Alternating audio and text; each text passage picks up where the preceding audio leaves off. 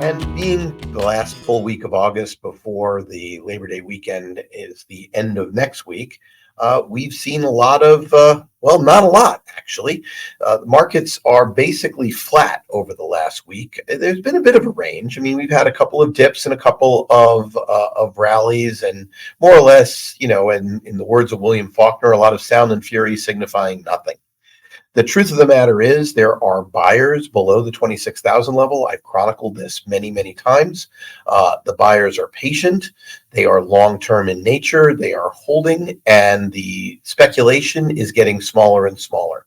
There was an attempted liquidation, but it didn't go very far. And effectively, we're right back where we started. The one thing that's really interesting, and if you watched Powell's speech today, and we'll talk about the actual speech, the reaction was immediately slightly positive. It reversed pretty quickly, the knee-jerk being wrong most of the time, to be significantly negative. And then, of course, it bounced back to where it was before we started.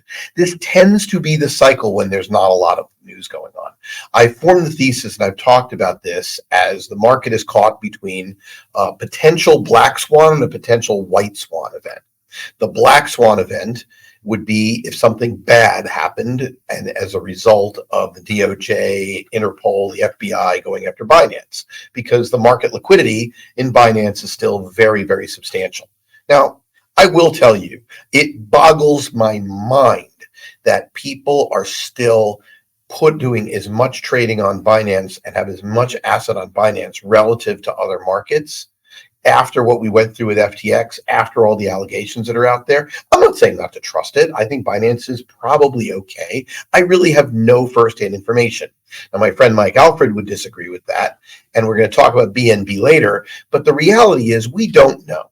And the fact of the matter is, if you are a fiduciary, you are being paid to take care of people's money. And if you're trading with your own money, you've seen what can happen if an exchange goes under duress. So it's interesting that Binance is still a story we're talking about, but it is.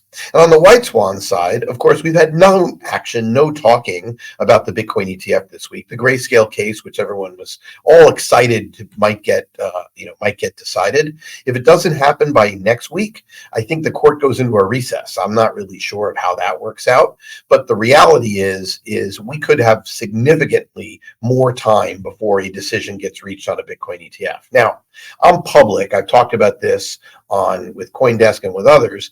I believe, and with Bitcoin Magazine, I published an article about this. I think the SEC smart move is to take a win here and say, hey, we achieved regulation over manipulation on the spot markets by way of these info sharing agreements. That's what we wanted all along. And so that's why they're approving it. And yeah, people are going to say they just did it because of political pressure, because of BlackRock, but tomato, tomato. The fact is, a spot ETF is a dramatically better performing product for investors than the futures ETFs.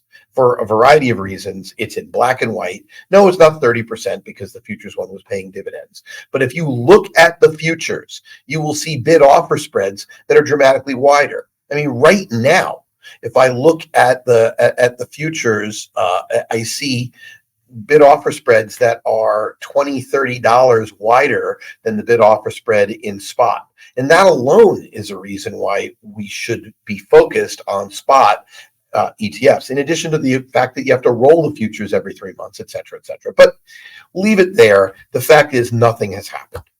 But one thing that is interesting that has been going on underneath the covers, and it relates to the Binance story, is about BNB.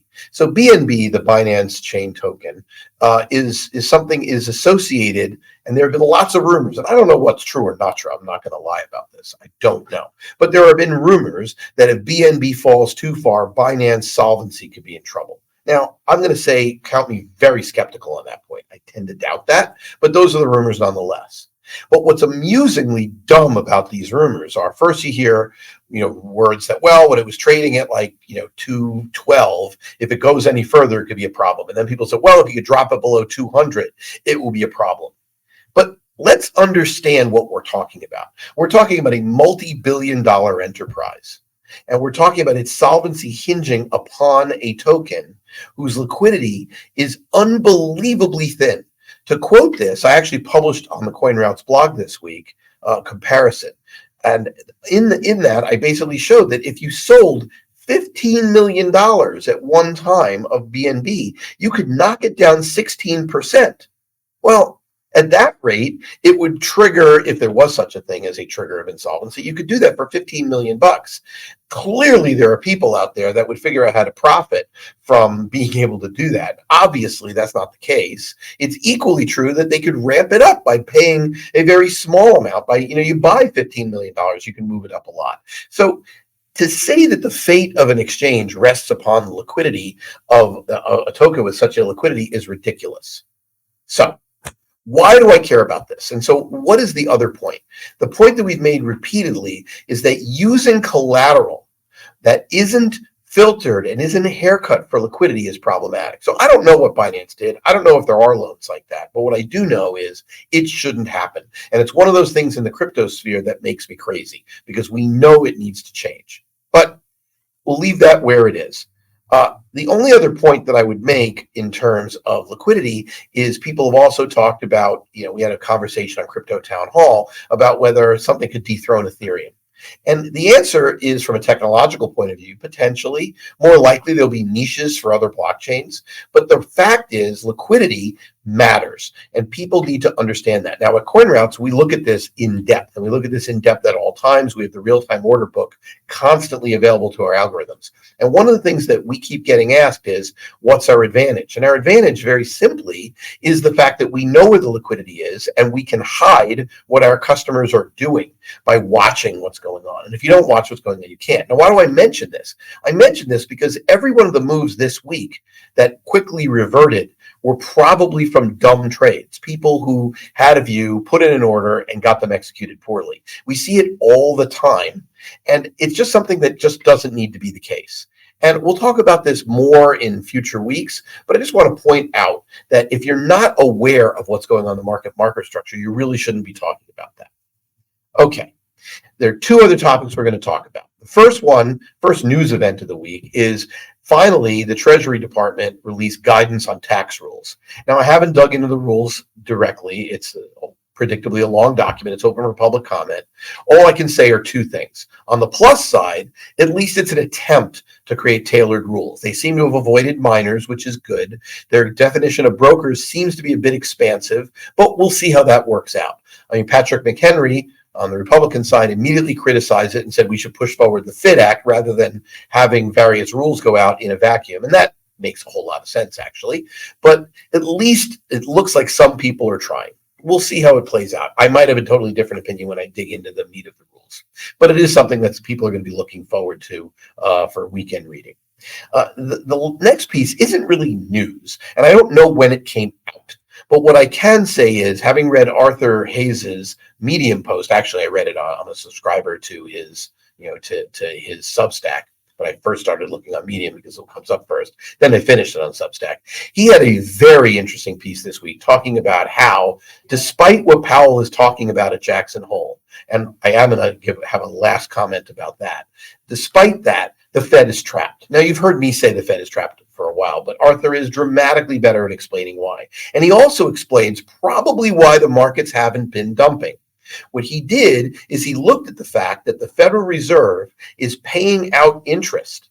And if you take the interest they are paying out on the deposits that are being put there into account, net, they are not pulling liquidity out of the market, but actually putting liquidity in. And since most of the people receiving that interest are on the rich side of the spectrum, it's creating more inequality. It's creating more demand for the kinds of services that are the stickiest and don't seem to be responding to his interest rate medicine, which he talked about. But the result of all this is based upon a paper that was actually published on the St. Louis Fed's website on fiscal dominance. It is worth the read. And that paper, which you can see it in the graphics that we just posted, that paper describes a very compelling case how the U.S. government is trapped and will ultimately need to use some form of inflation in order to satisfy the fiscal deficits that keep coming down the pike. Now, whether that inflation, where it is targeted, if it's targeted against the banking system, his theory is that they're going to target the banking system, and as a result, the banking system in the U.S. will probably resist innovation and fall behind the rest of the world.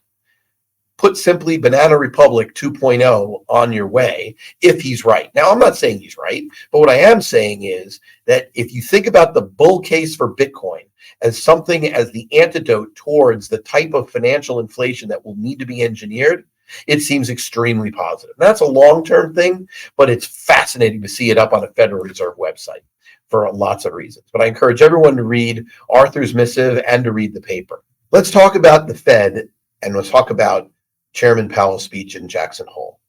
So the market started reacting fairly positively to this, which is hard to understand why, because he right out of the gate starts talking about the fact that they need to be vigilant against data. They need to be vigilant. They're not done hiking. They need to be restrictive, etc. Now, why is he doing that? Well, he's doing that because talking is his best tool. Actually raising rates is going to cause a lot of pain in the economy. And be mindful of the calendar, because as we start to move into 2024, he's going to be under intense pressure not to tip us into a recession. So what may happen over the next few months is different to then. But let's go back to that.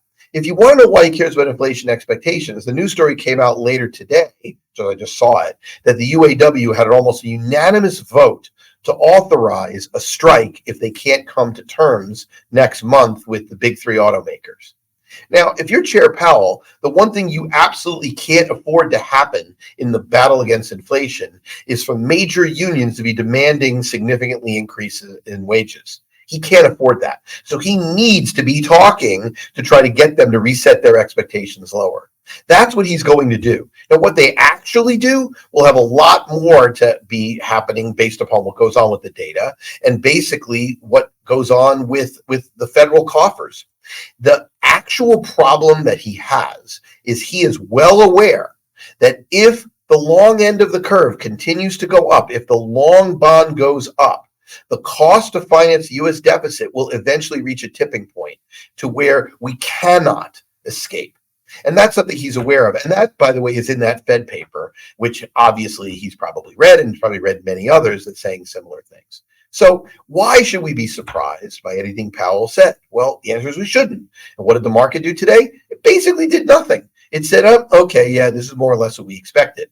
But so many people keep talking about it. I wonder why. I guess it's a slow news day in August. So that's what's going on. In any case, enjoy the rest of your summer, people. We don't have that much left to go, and I think things could get interesting next month. Maybe not next week, but definitely next month. Stay safe out there and have a great weekend.